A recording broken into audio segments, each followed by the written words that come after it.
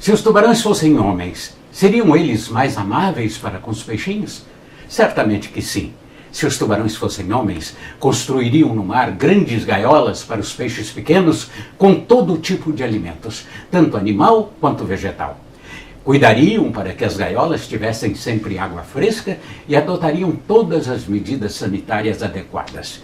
Se, por exemplo, um peixinho ferisse a barbatana, imediatamente lhe aplicariam um curativo para que o peixinho não morresse antes do tempo. E para que os peixinhos não ficassem tristes e melancólicos, haveria grandes festas aquáticas de vez em quando, pois os peixinhos alegres têm melhor sabor do que os peixinhos tristes.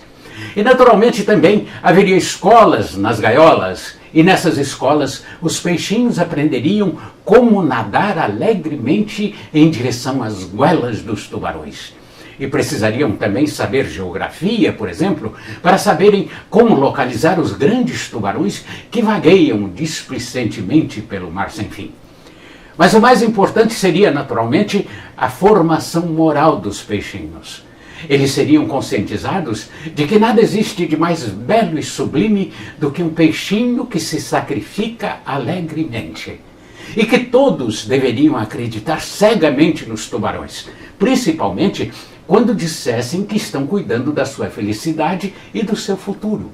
E os peixinhos saberiam que este futuro só estaria assegurado se estudassem e aceitassem tudo bovinamente. E, acima de tudo, os peixinhos deveriam rejeitar toda manifestação de tendência baixa, materialista, egoísta e marxista e denunciar imediatamente aos tubarões aqueles que apresentassem tais tendências. Se os tubarões fossem homens, naturalmente fariam guerras entre si para conquistar gaiolas e peixinhos estrangeiros. E nessas guerras, eles colocariam seus peixinhos para lutarem. E lhes ensinariam que existe uma enorme diferença entre eles e os peixinhos estrangeiros, os peixinhos dos outros tubarões. Os peixinhos, proclamariam, são notoriamente mudos, mas silenciam em línguas diferentes. E por isso não podem se entender entre si.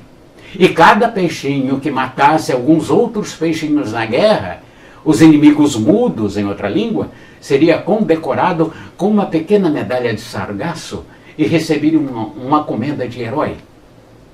Se os tubarões fossem homem, naturalmente haveria arte entre eles, haveria belos quadros representando os dentes dos tubarões em cores magníficas, e as suas gargantas seriam assim como jardins onde se brinca deliciosamente. Os teatros do fundo do mar mostrariam valorosos peixinhos a nadarem com entusiasmo rumo às goelas dos tubarões.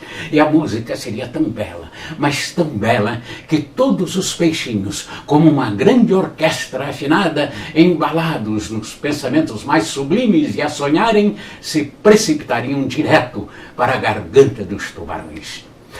E também não faltaria uma religião, se os tubarões fossem homens. E essa religião ensinaria que a verdadeira vida dos peixinhos começa no paraíso.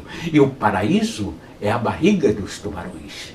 Se os tubarões fossem homens, também acabaria a ideia de que todos os peixinhos são iguais entre si, porque alguns deles se tornariam funcionários e seriam colocados em cargos de chefia, e aqueles ligeiramente maiores poderiam até comer os menores. E isso agradaria muito aos tubarões, pois assim eles teriam com mais frequência peixinhos maiores e mais gordos para comer. E os peixinhos maiores, aqueles detentores de cargos de chefia, cuidariam da ordem interna entre os peixinhos nas funções de professores, oficiais, policiais, construtores de gaiolas, etc, etc. Em suma, se os tubarões fossem homens, haveria uma civilização no mar.